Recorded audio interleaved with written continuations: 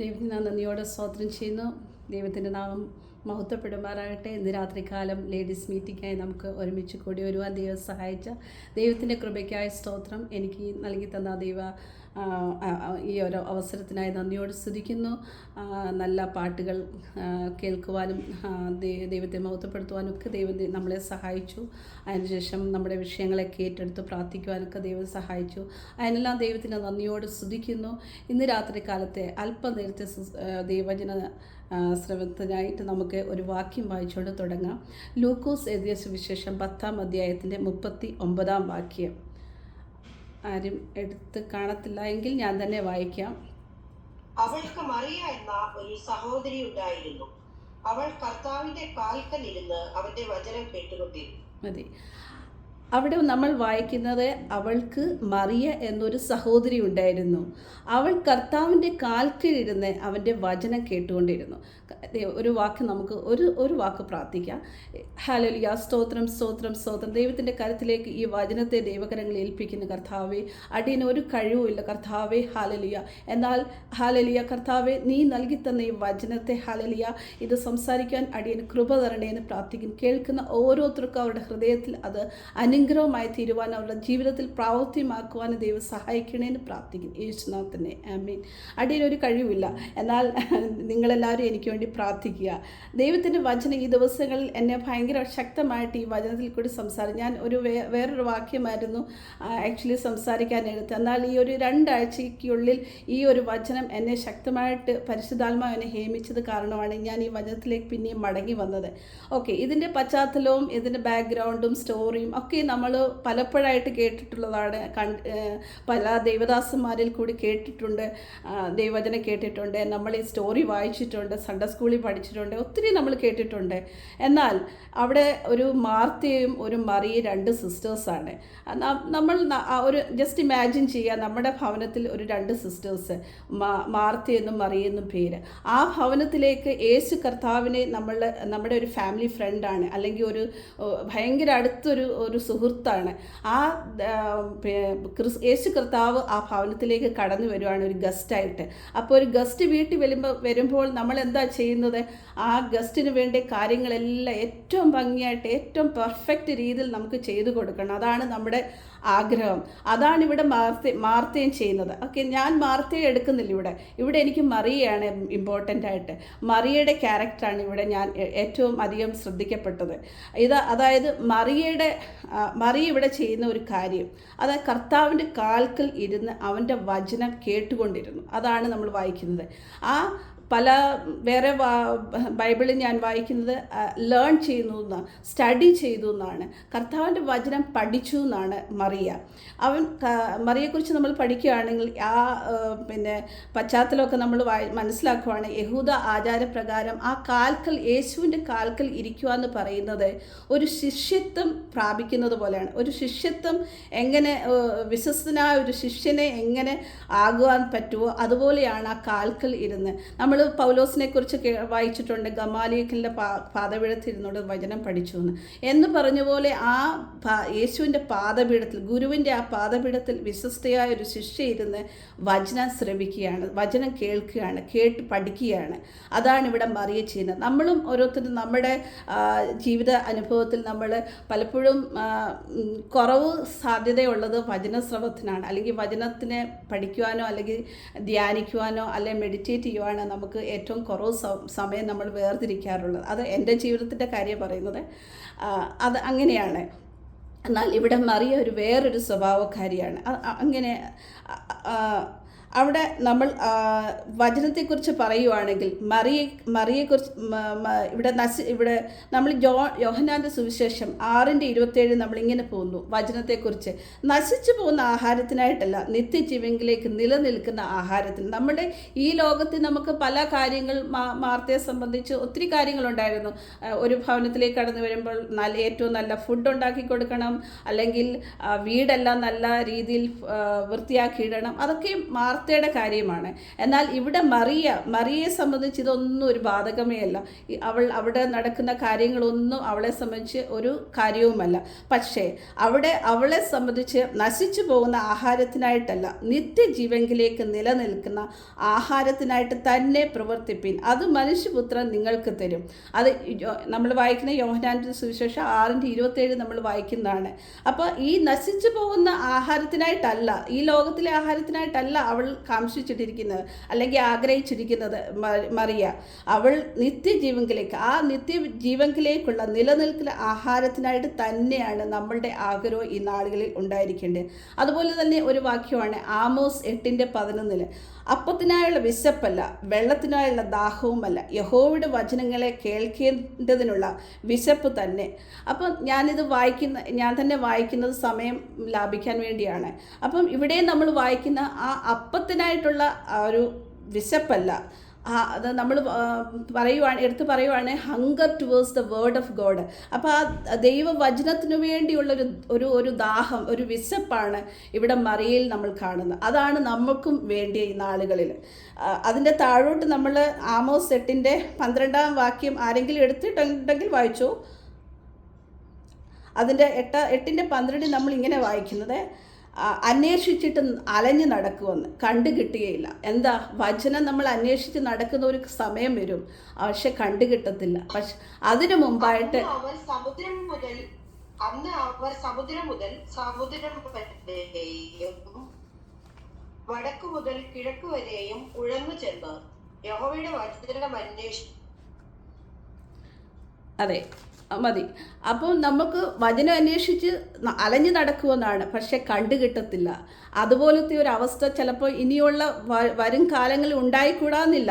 പക്ഷെ അതിനു മുമ്പായിട്ട് നമ്മൾ ദൈവസന്നിധി നമ്മളെ തന്നെ ഏൽപ്പിച്ചു കൊടുത്തുകൊണ്ട് ദൈവവചനത്തിന് മുമ്പാകെ നമ്മൾ താന്നിരുന്നുകൊണ്ട് ആ കാൽക്കൽ യേശുവിൻ്റെ പാദപീഠത്തിരുന്നുകൊണ്ട് ദൈവവചനം ധ്യാനിക്കുവാനും പഠിക്കുവാനും ദൈവം ഇടയാക്കട്ടെ.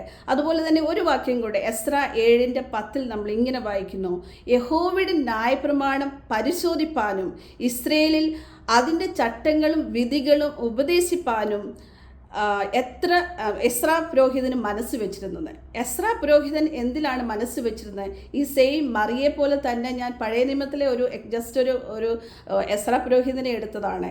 അവിടെ യഹോവയുടെ ന്യായപ്രമാണം പരിശോധിപ്പാനും ഇസ്രയേലിൽ അതിൻ്റെ ചട്ടങ്ങളും വിധികളും ഉപദേശിപ്പാനും. അത് ആദ്യം പരിശോധിച്ചു, ഒബ്സർവ് ചെയ്തു, അതിൻ്റെ ചട്ടങ്ങളും വിധികളും ഉപദേശിച്ചു, പഠിച്ചു, അത് കഴിഞ്ഞിട്ട് അനുസരിച്ചു.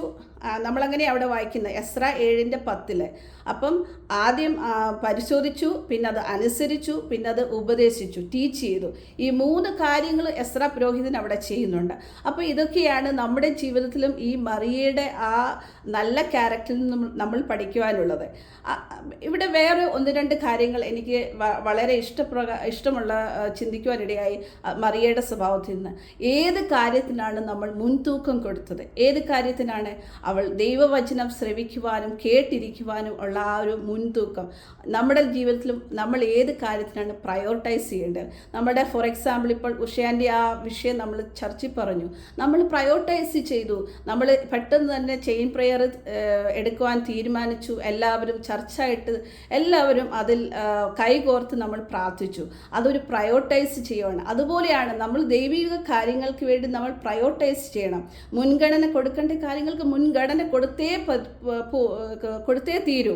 അതാണ് ഇവിടെ മറിയയും ചെയ്തത്. മറിയയുടെ ചുറ്റും അവിടെ പല കാര്യങ്ങളിൽ ലോക കാര്യങ്ങളൊക്കെ നടക്കുന്നുണ്ട്. മാർത്ത അവിടെ കുക്ക് ചെയ്യുന്നുണ്ടാവും, ക്ലീനിങ് ചെയ്യുന്നുണ്ടാവും, ഒക്കെ ചെയ്യുന്നുണ്ടാവും. പക്ഷേ മറിയ അവിടെ ഇതൊന്നും ശ്രദ്ധിക്കാതെ, അവിടെ പല കാര്യങ്ങളും നടക്കുന്നുണ്ടാവും, ഇതൊന്നും ശ്രദ്ധിക്കാതെ ആ പാദപീഠത്തിൽ യേശുവിൻ്റെ പാദപീഠത്തിൽ ഇരുന്നുകൊണ്ട് ദൈവവചനം കേൾക്കുകയാണ്. അപ്പോൾ ഇവിടെ വേറൊരു കാര്യം എന്നെ ചിന്തിപ്പിച്ചതാണ്. അതിനായിട്ട് നമുക്ക് ഹഗ്ഗായി പ്രവചനത്തിൻ്റെ പുസ്തകം 1-ാം അധ്യായത്തിലേക്ക് വരാം. ഹഗ്ഗായി 1:2 വാക്യം. സൈന്യങ്ങളുടെ യഹോവ ഇപ്രകാരം അരുളിച്ചെയ്യുന്നു, യഹോവയുടെ ആലയം പണിവാനുള്ള കാലം വന്നിട്ടില്ലെന്ന് ഈ ജനം പറയുന്നുവല്ലോ. ഓക്കെ, ഒരു മിനിറ്റ്. അവിടെ ഈ ഹഗായ് പ്രവാചകൻ അവിടുത്തെ ബാക്ക്ഗ്രൗണ്ടൊക്കെ പറയുവാണെങ്കിൽ ഒത്തിരി ഉണ്ട്. ബാബിലോൺ പ്രവാസത്തിൽ നിന്ന് യഹൂദ ജനം മടങ്ങി വരുന്ന കാര്യങ്ങളും ഒക്കെയാണ് അവിടെ വന്നിട്ട് ദേവാലയം പണിയുവാനുള്ള ആഹ്വാനം കൊടുത്തുകൊണ്ടാണ് ഈ ഹഗായ് പ്രവാചകൻ പറയുന്നത്. അപ്പോൾ അവിടെ നമ്മൾ വായിക്കുന്നത് യഹോവയുടെ ആലയം പണിയുവാനുള്ള കാലം വന്നിട്ടില്ലെന്ന് ഈ ജനം, യഹൂദ ജനം പറയുവാണ് ഇനി കാലം വന്നിട്ടില്ലെന്ന്. അതിൻ്റെ താഴോട്ട് നമ്മൾ വായിക്കുമ്പോൾ അതിൻ്റെ 4-ാം വാക്യത്തിൽ ഇങ്ങനെ വായിക്കുന്നു: ഈ ആലയം ശൂന്യമായിരിക്കെ നിങ്ങൾക്ക് തട്ടിട്ട വീടുകളിൽ പാർപ്പാൻ കാലമായോ? അതാണ് പ്രവാചകൻ ഒരു ക്വസ്റ്റ്യൻ മാർക്കാണ് അവിടെ ചോദിക്കുന്നത്. ഈ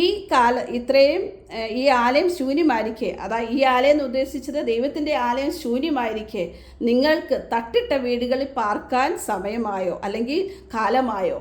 നമ്മൾ തട്ടിട്ട വീടുകളിലൊക്കെ നമ്മൾ ജീവിക്കുന്നു. അത് ലോകത്തെ മീൻസ് നമ്മുടെ ലൗകിക ജീവിതത്തെ കാണിക്കുകയാണ്, നമ്മുടെ സെൽഫിഷ്നെസ്സിനെ കാണിക്കുകയാണ്.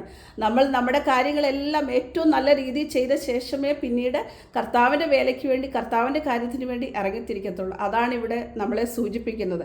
അപ്പോൾ ഹഗായ് പ്രവാചകൻ അത് പറഞ്ഞ ശേഷം പിന്നെ താഴോട്ട് വരുമ്പോൾ നമ്മൾ 5-ാം വാക്യത്തിൽ ഇങ്ങനെ വായിക്കുന്നു: നിങ്ങളുടെ വഴികളെ വിചാരിച്ചു നോക്കുവിൻ, നിങ്ങൾ വളരെ വിതച്ചിട്ടും അല്പമേ കൊണ്ടുവരുന്നുള്ളൂ. താഴോട്ട് നമ്മൾ 5, 6, 7 വാക്യങ്ങൾ ഇങ്ങനെ വായിക്കുമ്പോൾ ഹഗായ് പ്രവാചകൻ, നിങ്ങൾ വീട്ടിൽ പോയി അത് ശ്രദ്ധയോട് വായിക്കുന്നത് നല്ലതായിരിക്കും. അത് ഒത്തിരി എന്നെ പ്രയോജനപ്പെടുത്തിയ കാര്യമാണ്, ഞാനത് ജസ്റ്റ് പറഞ്ഞതേ ഉള്ളൂ. അപ്പോൾ അവിടെ നമ്മളിങ്ങനെ വായിക്കുന്നു: നിങ്ങളുടെ വഴികളെ വിചാരിച്ചു നോക്കുവിൻ. അത് പിന്നെയും എടുത്ത് പറയുന്നുണ്ട് 1-2 പ്രാവശ്യമായിട്ട്. അപ്പോൾ വിചാരിച്ചു നോക്കുവാൻ പറയുന്നത് എന്തുകൊണ്ടാണ്? We have to just turn back ചെയ്യാൻ, ഒരു റിപ്പൻറ്റൻസിലേക്ക് മടങ്ങി വരവ് അവിടെ ആവശ്യമായിരിക്കുന്നു. ജനം അവിടെ എക്സ്ക്യൂസസാണ് പറയുന്നത്. യഹൂദ ജനം യെരുശലേം ദേവാലയം പണിയാൻ പറഞ്ഞപ്പോൾ അവിടെ എക്സ്ക്യൂസസാണ് പറയുന്നത്. നമ്മളും ഇതുപോലെ പല എക്സ്ക്യൂസസ് പറയും. എനിക്ക് സമയമില്ല, ഞാൻ ബിസി ലൈഫാണ്, ഇങ്ങനെയെന്നൊക്കെ നമ്മൾ ഒത്തിരി എക്സ്ക്യൂസസ് പറയും. പക്ഷേ അവിടെ പറയുന്നു, ആ എക്സ്ക്യൂസസ് ഒക്കെ പറഞ്ഞതിൻ്റെ ബാക്കി പത്രമായിട്ട്, അതായത് അതിൻ്റെ ആഫ്റ്റർ എഫക്റ്റ് എന്ന് പറയുന്നത്, നിങ്ങൾ വളരെ വിതച്ചിട്ടും അല്പമേ കൊണ്ടുവരുന്നുള്ളൂ, നിങ്ങൾ ഭക്ഷിച്ചിട്ട് പൂർത്തി വരുന്നില്ല, പാനം ചെയ്തിട്ട് തൃപ്തി വരുന്നില്ല, വസ്ത്രം ധരിച്ചിട്ടും ആർക്കും കുളിർ മാറുന്നില്ല, കൂലിക്കാരൻ ഓട്ടസഞ്ചിയിൽ ഇടുവാൻ നമ്മൾ ഒത്തിരി അധ്വാനിക്കുന്നുണ്ട്, പക്ഷേ പ്രയോജനമില്ലാതെ അല്ലെങ്കിൽ അതിന് അർത്ഥത്തില്ലാതെ ശൂന്യമായി പോകുന്നു. അതാണ് അതിൻ്റെ ഉള്ളടക്കം. അപ്പം ഇതൊക്കെ നമ്മുടെ ജീവിതത്തിൽ സംഭവിക്കാതിരിക്കാൻ വേണ്ടി കർത്താവ് എന്ത് പറയും, ദൈവം എന്ത് പറയുന്നു, അതിന് മുൻഗണന കൊടുത്തുകൊണ്ട് ഇറങ്ങിത്തിരിക്കുക, അല്ലെങ്കിൽ അതിന് മുൻഗണന കൊടുക്കുക. അതാണ് ഇവിടെ ഉദ്ദേശിച്ചത്. അങ്ങനെ ചെയ്തത് കാരണം പിന്നെ നമ്മൾ താഴോട്ട് 2-ാം അധ്യായത്തിലൊക്കെ വായിക്കുമ്പോൾ അവർ ഹഗായ് പ്രവചകൻ്റെ പ്രവചനം കേട്ടിട്ട് അനുസരിച്ച് മടങ്ങി വന്ന് അവർ ദേവാലയം പണിയാൻ തുടങ്ങിയെന്നാണ്. അതിൻ്റെ 2-ന്റെ 7, 8 നമ്മൾ വായിക്കുവാണെങ്കിൽ സകല ജാതികളെയും വിളക്കും. വായിച്ചു. സൈന്യങ്ങളുടെ യഹോവ ഇപ്രകാരം അരുളിച്ചെയ്യുന്നു: ഇനി കുറഞ്ഞോന്ന് കഴിഞ്ഞിട്ട് ഞാൻ ആകാശത്തെയും ഭൂമിയെയും കടലിനെയും കരയെയും വിളക്കും. ഞാൻ സകല ജാതികളെയും വിളക്കും, സകല ജാതികളുടെയും മനോഹര വസ്തു വരികയും ചെയ്യും. ഞാൻ ഈ ആലയത്തെ മഹത്വപൂർണ്ണമാക്കുമെന്ന് സൈന്യങ്ങളുടെ യഹോവ അരുളിച്ചെയ്യുന്നു. ഓക്കെ, അതൊന്നും നമുക്ക് വേണ്ട. നമ്മൾ താഴോട്ട് വരുമ്പോൾ അതിൻ്റെ 7-ന്റെ ലാസ്റ്റിൽ ഞാൻ ഈ ആലയത്തെ മഹത്വപൂർണ്ണമാക്കും. അവർ എക്സ്ക്യൂസസ് പറഞ്ഞ കൂട്ടത്തിൽ പല കാര്യങ്ങളും അവർ പറഞ്ഞു ശലോമോൻ ദേവാലയം പണിതപ്പം അത് സ്വർണം കൊണ്ട് പണിതു, ഞങ്ങൾക്ക് അത്രയും സ്വർണ്ണം ഒന്നുമില്ല പണിയാൻ എന്നൊക്കെ ഈ യഹൂദ ജനം ഇപ്പോൾ ഈ പ്രവാസകാലം കഴിഞ്ഞ് വന്നപ്പോൾ തിരിച്ച് മടങ്ങി വന്നപ്പം പറയുന്നതാണ്. പക്ഷേ അവിടെ നമ്മൾ 7 വായിക്കുന്നു, ഈ ആലയത്തെ അന്ന് ഉണ്ടായിരുന്ന ശലോമോൻ്റെ സമയത്തെക്കാട്ടിൽ ഉപരിയായിട്ട് ഡബിൾ ഈ ആലയത്തെ മഹത്വപൂർണ്ണമാക്കാൻ സൈനികരുടെ യഹോവ അരുളി ചെയ്യുന്നു എന്ന് പറയുന്നു. അപ്പം ഇതാണ് ഇവിടെ നമ്മൾ ഇറങ്ങി തിരിച്ചാൽ മതി. നമ്മൾ ദൈവത്തിൻ്റെ ആലോചനയ്ക്ക് ഏൽപ്പിച്ചു കൊടുത്താൽ മാത്രം മതി. അതാണ് ഇവിടെ ഹഗായ് പ്രവാചകൻ ദൈവജനത്തോട് പറയുന്നത്. അതിനുശേഷം നമ്മൾ അതിൻ്റെ 19-ാം വാക്യത്തിൽ നമ്മളിങ്ങനെ വായിക്കുന്നു: ഇന്നു മുതൽ ഞാൻ നിങ്ങളെ അനുഗ്രഹിക്കും, ടുഡേ ഓൺവേഴ്സ്. അപ്പം നമ്മൾ ദൈവത്തിൻ്റെ വചനം കേട്ടു, അതിനനുസരിച്ച് മുൻഗണന കൊടുത്ത് മുന്നിട്ടിറങ്ങിയാൽ അത് ഇന്ന് ഞാൻ നിങ്ങളെ അനുഗ്രഹിക്കും എന്നുള്ള ഒരു വാഗ്ദത്ത പ്രകാരമാണ് അവിടെ ആ പ്രവചന പുസ്തകം നിർത്തുന്നത്. അതുപോലെ തന്നെ നമുക്ക് ജസ്റ്റ് അതിൻ്റെ നമ്മൾ പ്രയോറിറ്റൈസ് ചെയ്യേണ്ട കാര്യങ്ങളാണ്. അത് ജസ്റ്റ് ഞാൻ പറഞ്ഞു നിർത്തിയെന്നേ ഉള്ളൂ. നമ്മൾ ഇനിയും നമുക്ക് പിന്നെയും മടങ്ങി മറിയയുടെ കാര്യത്തിലേക്ക് വരാം, ക്യാരക്ടറിലേക്ക് വരാം. അതിനായിട്ട് നമുക്ക് യോഹന്നാൻ്റെ സുവിശേഷം 11-ാം അധ്യായത്തിലേക്ക് വരാം. 11:2 നമ്മളിങ്ങനെ വായിക്കുന്നു. ഈ മറിയയായിരുന്നു കർത്താവിനെ പരിമളതൈലം പൂശി തന്റെ തലമുടി കൊണ്ട് അവന്റെ കാൽ തുടച്ചത്. അവരുടെ സഹോദരനായ ലാസറായിരുന്നു ദീനമായി കിടന്നത്. അതെ, ഇവിടുത്തെ സ്റ്റോറിയും ബാക്ക്ഗ്രൗണ്ടും ഒക്കെ നമുക്കറിയാം. ഒരു പിന്നെ മറിയയുടെയും മാർത്തയുടെയും സഹോദരനായ ലാസറിന് ദീനമായി കിടന്നു. പക്ഷേ യേശു വരാൻ താമസിച്ചു. അവിടെ എന്തു സംഭവിച്ചു? ലാസർ മരിച്ചു. അപ്പോൾ അവിടുത്തെ സ്റ്റോറിയൊക്കെ അറിയാം. പക്ഷെ അതിനു മുമ്പായിട്ട് ഒരു കാര്യം എന്നെ ഇവിടെ സ്ട്രൈക്ക് ചെയ്തത്, ഈ മറിയ തന്നെയായിരുന്നു കർത്താവിനെ പരിമള തൈലം പൂശി തൻ്റെ തലമുടി കൊണ്ട് അവൻ്റെ കാൽ തുടച്ചത്. അപ്പോൾ അവൻ്റെ കാൽ തുടച്ചു കൊടുത്ത് ഈ പരിമള തൈലം എന്തിനെ കാണിക്കുന്നു? അത് വാല്യുബിൾ തിങ്സിനെ കാണിക്കുന്നു. അവളുടെ വാല്യുബിൾ ടൈം അവൾ സ്പെൻഡ് ചെയ്തു. അവളുടെ വാല്യുബിൾ തിങ്സും അവൾ കർത്താവിന് വേണ്ടി സ്പെൻഡ് ചെയ്യാൻ റെഡിയായി. അതാണ് ഇവിടെ നമ്മൾ മറിയയിൽ കാണുന്ന വേറൊരു ക്യാരക്ടർ. അതിനുശേഷം പിന്നെയും നമ്മൾ വരുവാണെങ്കിൽ അതിൻ്റെ 28 വാക്യം ഒന്ന് വായിക്കാം. 11:28. പോയി തന്റെ സഹോദരിയായ മറിയയെ സ്വകാര്യമായി വിളിച്ചു. മതി. പോയി തൻ്റെ സഹോദരി ആയ മറിയെ സ്വകാര്യമായിട്ട്. അപ്പോൾ സ്വകാര്യമായിട്ട് ഞാനിപ്പം സിമിയോ സിജിയോ സ്വകാര്യമായിട്ട് വിളിക്കണമെങ്കിൽ എനിക്ക് സിമിയോടോ സിജിയോടോ അല്ലെങ്കിൽ ജിൻസിയോടോ ഒക്കെ ഉള്ളൊരു ഇൻറ്റിമസി ഉണ്ടല്ലോ. ഞാനും അവരുമായിട്ടുള്ള ഒരു ഡീപ്പ് റിലേഷൻഷിപ്പ്, ഒരു ബന്ധം, ഒരു ഫ്രണ്ട്ലി റിലേഷൻഷിപ്പ് ഞാനും അവരുമായിട്ട് കീപ്പ് ചെയ്യുന്നതുകൊണ്ട് എനിക്ക് അവരോട് സ്വകാര്യമായിട്ട് ചെന്ന് ഓരോ കാര്യങ്ങളും പറയാൻ പറ്റും. അതുപോലെയാണ് ഇവിടെ യേശു കർത്താവ് മറിയെ ചെന്ന് വിളിക്കുന്നത്. തൻ്റെ സഹോദരിയായ മറിയെ സ്വകാര്യമായിട്ട് വിളിച്ചു എന്നാണ്. അപ്പോൾ അവിടെ അത്രയ്ക്കുള്ള ഡീപ്പ് റിലേഷൻഷിപ്പ്, ഒരു ബന്ധം യേശു കർത്താവും മറിയയും തമ്മിലുണ്ടായിരുന്നു. അതുകൊണ്ടാണ് അവിടെ മാർത്തയുടെ കാര്യങ്ങൾ അതിനു മുമ്പേ അവർ തമ്മിലുള്ള കോൺവെർസേഷൻ വായിക്കുന്നുണ്ട്. അതൊന്നും ഞാൻ വായിക്കുന്നില്ല. അത് വിട്ടിട്ട് 28 വാക്യത്തിൽ നമ്മൾ വരുമ്പോൾ സഹോദരിയായ മറിയയുടെ സ്വകാര്യമായിട്ടുള്ള ആ സംഭാഷണമാണ് യേശുവുമായിട്ട്. ഗുരു വന്നിട്ടുണ്ട്, നിന്നെ വിളിക്കുന്നു എന്ന് പറഞ്ഞപ്പം മറിയ ഇറങ്ങിച്ചെന്നു. അവൾ കേട്ട ഉടനെ എഴുന്നേറ്റ് അവൻ്റെ അടുക്കൽ വന്നു. യേശു അതുവരെ ഗ്രാമത്തിൽ കടക്കാതെ മാർത്ത അവനെ എതിരേറ്റ സ്ഥലത്ത് തന്നെ ആയിരുന്നു. വീട്ടിൽ അവളോടുകൂടെ ഇരുന്ന് അവളെ ആശ്വസിപ്പിക്കുന്ന യഹൂദന്മാർ. അതൊക്കെ വിട്ടേരെ. അടുത്ത വാക്യമാണ്, മറിയ വേഗം എഴുന്നേറ്റ് പോകുന്ന കണ്ടിട്ട് അവൾ കല്ലറയ്ക്കൽ കരവാൻ പോകുന്നതാണെന്ന് ചിന്തിച്ചു. പക്ഷേ അല്ല, യേശു ഇരിക്കുന്നിടത്ത് മറിയ എത്തി. അപ്പം നമ്മൾ ചെല്ലേണ്ടടുത്ത് ചെന്നു. മറിയ യേശുവിൻ്റെ അരിക്കൽ ചെന്ന ശേഷം എന്താ സംഭവിച്ചത്? അവൻ്റെ കാൽക്കൽ, പിന്നെയും അവൻ്റെ കാൽക്കൽ വീണു. ഇതൊക്കെ നമ്മളെ ഇത് വിളിച്ചറിയിക്കുന്ന അവളുടെ ഹമ്പിൾനെസ്സാണ്. എത്രത്തോളം അവൾക്ക് ഹമ്പിൾനെസ് ഉണ്ട്. എന്നാൽ മാർത്ത ഇത് ചെയ്തോ? ഇല്ല. മാർത്തയുടെ ക്യാരക്ടർ എന്തായാലും ഡിഫറെൻറ്റാണ്. നമ്മളൊരു വീട്ടിലെടുത്ത ഒരു ഭവനത്തിൽ 2 സിസ്റ്റേഴ്സ് ഉണ്ടെങ്കിൽ എൻ്റെ കാഴ്ചപ്പാടിൽ പലയിടത്തും ഞാൻ കണ്ടിട്ടുള്ളതാണ്. 2 സിസ്റ്റേഴ്സ് ഉണ്ട്, 2 പേര് 2 ധ്രുവത്തിൽപ്പെട്ടവരാണ്, 2 ക്യാരക്ടേഴ്സാണ് അവരിൽ. പലരെയും ഞാൻ ഒബ്സർവ് ചെയ്യാറുണ്ട്.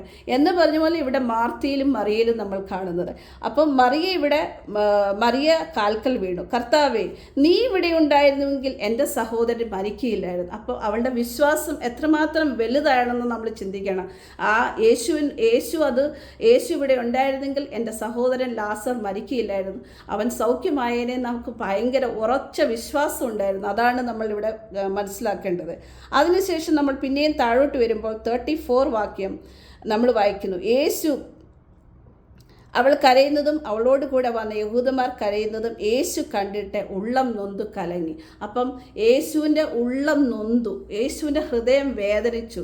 അപ്പം നമ്മളും യേശുവുമായിട്ട് ഹൃദ്യമായ ഒരു ബന്ധമുണ്ടെങ്കിൽ, നമ്മൾ കരയുമ്പോൾ, നമ്മൾ ഹൃദയത്തിൽ വേദനിക്കുമ്പോൾ കർത്താവായ യേശു അപ്പച്ചനും കരയത്തില്ലേ? കർത്താവായ യേശു അപ്പച്ചനും ഉള്ളം നുറങ്ങത്തില്ലേ? നുറുങ്ങും, തീർച്ചയായിട്ടും നുറുങ്ങും. അതാണ് ഈ നമ്മളിവിടെ വായിക്കുന്നത്. അതിനുശേഷം നമ്മളെ ഏറ്റവും ആദ്യം കുഞ്ഞുങ്ങളായിരിക്കുന്ന നമ്മളൊക്കെ ഏറ്റവും ആദ്യം പഠിക്കുന്ന ഒരു വാക്യമാണ് യേശു കണ്ണുനീർ വാർത്തു. അല്ലെങ്കിൽ ബൈബിളിലെ ഏറ്റവും സ്മോളസ്റ്റ് വാക്യം ഏതാണെന്ന് ചോദിച്ചാൽ യേശു കണ്ണുനീർ. അപ്പോൾ ഇതിൻ്റെ ബാക്ക്ഗ്രൗണ്ട് നമ്മൾ ചിന്തിച്ചാൽ യേശു കണ്ണുനീർ വാർക്കാൻ കാര്യം എന്തുവാ? ഈ മറിയയാണ്. ഈ മറിയയുടെ ഹൃദയം നൊന്തപ്പോൾ അവിടെ നമ്മൾ വായിക്കുന്നു, അവിടെ യേശു കണ്ണുനീർ വാർത്തു. യേശു കണ്ടിട്ട് ഉള്ളൊന്നൊന്ന് കലങ്ങി, അവനെ വച്ചത് എവിടെയെന്ന് ചോദിച്ചു. കർത്താവെ വന്ന് കാണുക എന്ന് പറഞ്ഞ് അവനോട് യേശു കണ്ണുനീർ അവൻ്റെ അവിടെ ഒരിടത്ത് വായിക്കുന്നുണ്ട്, അവൻ അസ്വസ്ഥനായെന്ന്. അവൻ ഒത്തിരി ഹൃദയത്തിൽ വേദനിച്ചു. അതിനുശേഷമാണ് കണ്ണുനീർ വാർത്തത്. അപ്പോൾ എത്രമാത്രം നമ്മുടെ ഒരു പ്രശ്നം അല്ലെങ്കിൽ പ്രയാസം വരുമ്പോൾ നമ്മൾ കർത്താപ്പച്ചനോട് പറയുമ്പോൾ, അല്ലെ യേശുപ്പച്ചനോട് നമ്മൾ ഹൃദയനുറുക്കത്തോട് പറയുമ്പോൾ യേശുപ്പച്ചനും അത് ഹൃദയം നുറുങ്ങുന്നുണ്ട്. അതാണ് നമ്മളിവിടെ വായിക്കുന്നത്. ഹല്ലേലൂയ, സ്തോത്രം. അതിനുശേഷം നമ്മൾ താഴോട്ട് പിന്നെയും വായിക്കുമ്പോൾ അതിൻ്റെ 45 വാക്യം ഒന്ന് വായിക്കാം സിജി. മറിയയുടെ അടുക്കൽ വന്ന യഹൂദന്മാരിൽ പലരും അവൻ ചെയ്തത് കണ്ടിട്ട് അവനിൽ വിശ്വസിച്ചു. ഓക്കെ, അവിടെ നമ്മൾ വായിക്കുന്നത് മറിയയുടെ ഈ അടുക്കൽ വന്ന യഹൂദന്മാരിൽ പലരും അവൻ ചെയ്തത് കണ്ടിട്ട് അവനിൽ വിശ്വസിച്ചു. അപ്പം കർത്താവിൽ വിശ്വസിക്കുവാൻ ഒരു മുഖാന്തരം ആരായി? മറിയയായി. അപ്പം നാമും അതുപോലെ തന്നെയാണ്. നമ്മൾ മുഖാന്തരം അനേകർ കർത്താവിൽ വിശ്വസിക്കുവാൻ, അനേകർ കർത്താവിനെ പിൻപറ്റുവാൻ ഇടയാകുന്നത് കാരണം ഇതൊക്കെ പറഞ്ഞു വന്നപ്പോൾ എൻ്റെ ഹൃദയത്തിൽ ഇന്നലെ തന്നെ ഞാൻ പെട്ടെന്ന് ഈ യുവജനങ്ങളുടെ ഫാമിലി ബാക്ക്ഗ്രൗണ്ടൊക്കെ ചിന്തിച്ചപ്പോൾ ഞാൻ ചാച്ചനോട് പറഞ്ഞു, എൻ്റെ കർത്താപ്പച്ച ഇതൊരു മുഖാന്തരമായിരിക്കട്ടെ. അവരുടെ ബ്രദേഴ്സ്, അവരുടെ സിസ്റ്റേഴ്സ് ആരൊക്കെ ഉണ്ടോ അവർ ഈ കർത്താവിനെ പിൻപറ്റുവാൻ ഇതൊരു മുഖാന്തരമായിരിക്കട്ടെ എന്ന് എന്നെ ഭയങ്കരമായിട്ട് ചിന്തിപ്പിച്ചൊരു കാര്യമാണ്. അപ്പോൾ ഇവിടെയും അതുപോലെ തന്നെയാണ്. മറിയ മുഖാന്തരം അവരിൽ പലരും യേശു കർത്താവിനെ വിശ്വസിച്ചു. നമ്മൾ മുഖാന്തരം നമ്മുടെ സൊസൈറ്റി നമ്മുടെ പലരെ നമ്മൾ കണ്ടുമുട്ടാറുണ്ട്. നമ്മളുടെ ഫ്രണ്ട്സ് ഉണ്ടാവും, നമ്മുടെ റിലേറ്റീവ്സ് ഉണ്ടാവും. അവരൊക്കെ ഈ കർത്താവിനെ കണ്ടുമുട്ടുന്ന നമ്മൾ മുഖാന്തരം. നമ്മൾ ക്രിസ്തുവിൻ്റെ പത്രങ്ങളാണ്. നമ്മളെ കാണുന്ന ഒരു ക്രിസ്തുവിനെയാണ് കാണേണ്ടത്. അപ്പോൾ അത് ഞാൻ ഈ മറിയയിൽ കാണുന്നു ആ ഒരു ക്യാരക്ടർ. അതൊക്കെയാണ്. പിന്നെ ഇതിൻ്റെ ലാസ്റ്റിലായിട്ട് നമ്മൾ കൺക്ലൂഡ് ചെയ്യാനായിട്ട് പിന്നെ നമ്മൾ തിരിച്ച് ലൂക്കോസ് എഴുതിയ സുവിശേഷം 10-ാം അധ്യായത്തിൻ്റെ 42-ാം വാക്യത്തേക്ക് തിരിച്ചു വരാം. എന്നാൽ അല്പമേ വേണ്ടൂ, അല്ല ഒന്നു മതി. മറിയ നല്ല അംശം തിരഞ്ഞെടുത്തിരിക്കുന്നു, ആരും അവളോട് അപകരിക്കുകയുമില്ല. അതെ, ഇതിൻ്റെ അവസാന വാക്യത്തിൽ നമ്മൾ ഇങ്ങനെ വായിക്കുന്നു, എന്നാൽ അല്പമേ വേണ്ടൂ, അല്ല ഒന്നു മതി. മറിയ നല്ല അംശം തിരഞ്ഞെടുത്തിരിക്കുന്നു, അതാരും അവളോട് അപഹരിക്കുവാൻ കഴിയില്ല. ഇന്ന് നമ്മളും അങ്ങനെ തന്നെയായിരിക്കണം. നമുക്ക് സ്വല്പം മതി, അല്ല ഒന്നും മതി. ആ ഒന്നെന്തുമായിരിക്കണം? കർത്താവിനെ പിൻപറ്റുക, കർത്താവിൻ്റെ പാദപീഠത്തിൽ ഇരിക്കുക, ദൈവവചനം ശ്രവിക്കുക, ആ ദൈവത്തോട് കൂടെ പറ്റിച്ചേർന്നിരിക്കുക, ആ ദൈവഹിതം എന്തെന്നനുസരിച്ച് മുന്നോട്ട് നീങ്ങുക. അതുകൂടാതെ അല്ല, മറിയ നല്ല അംശം തിരഞ്ഞെടുത്തു. ആ നല്ല അംശം എന്തുമായിരുന്നു? ഏതിനാണ് മുൻതൂക്കം കൊടുത്തത്, ഏതിനാണ് മുൻഗണന കൊടുത്തത്? ആ നല്ല അംശം തിരഞ്ഞെടുത്ത് മറിയെപ്പോലെ അതാരും അവളിൽ നിന്ന് അപഹരിക്കാൻ പറ്റത്തില്ല. അവളെ കൊന്നെന്ന് പറഞ്ഞാലും അത് അവളിൽ നിന്ന് ആർക്കും അപഹരിക്കാൻ കഴിയില്ല എന്ന് പറഞ്ഞ പോലെ നാമും ഓരോരുത്തരും ഇവിടെ ആയിരിക്കുന്ന ഓരോ സിസ്റ്റേഴ്സും നമ്മൾ ഓരോരുത്തരും അങ്ങനെ തന്നെ ആ മറിയെപ്പോലെ ആ നല്ല അംശം തിരഞ്ഞെടുത്ത് ആ ഒറ്റൊരു കാര്യം, അത് കർത്താവിനെ പിൻപറ്റി കർത്താവിൻ്റെ പാദപീഠത്തിൽ ആയിരുന്നുകൊണ്ട് മുന്നോട്ട് പോകാൻ നമ്മളെ ഓരോരുത്തരും ഈ വചനങ്ങളെ ദൈവം സഹായിക്കട്ടെ എന്ന് പറഞ്ഞുകൊണ്ട് എൻ്റെ വചനത്തിൽ നിന്നു എനിക്ക് അവസരം തന്ന ആൻറ്റിക്ക് ഒരു പ്രാവശ്യം കൂടി നന്ദി പറയുന്നു. ഒരു കാര്യം കൂടി ഞാൻ പറഞ്ഞോട്ടെ, സോറി.